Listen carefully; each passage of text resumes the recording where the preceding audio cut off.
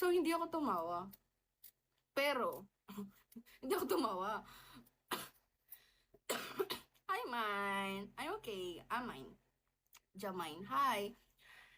Kaso, more kwento, Ate Ruth. Tapos, after nun, hayop. Tapos, after nun, pagkababa ko. Tapos, as in, be, parang ako humagulgol sa tao kanina. Natatawa kasi ako kasi syempre yung reaction syempre yung reaction nga puta ka na naman syempre pag kayo yung nandun sa sitwasyon na yun syempre matatawa din kayo eh. Sorry po Lord, hindi po talaga ako natawa kanina, pinigilan ko naman siya pero nakakatawa talaga. Uy, alam nyo kasi maliit lang si nanay tapos bigla siya talaga nakatalapon so, hindi ko naman siya maano kasi nadaganan din ako. Tatlo kami siya, dalawa, tatlo. Tapos siya, nandun na sa passenger seat.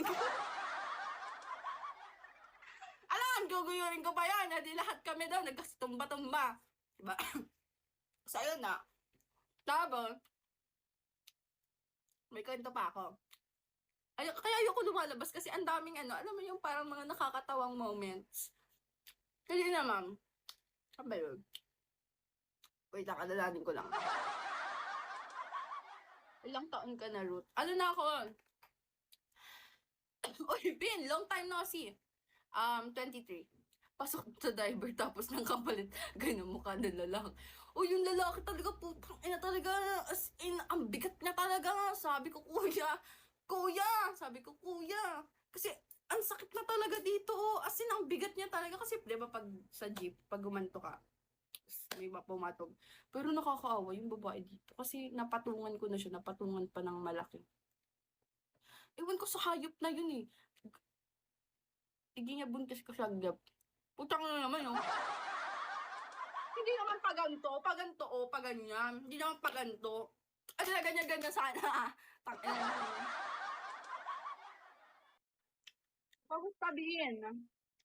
Ano, Bin? May jowa ka na, Bin? Parang grabe na, Bin, yung 30K na yan, Bin, ha? Parang sahod mo na yan sa isang month.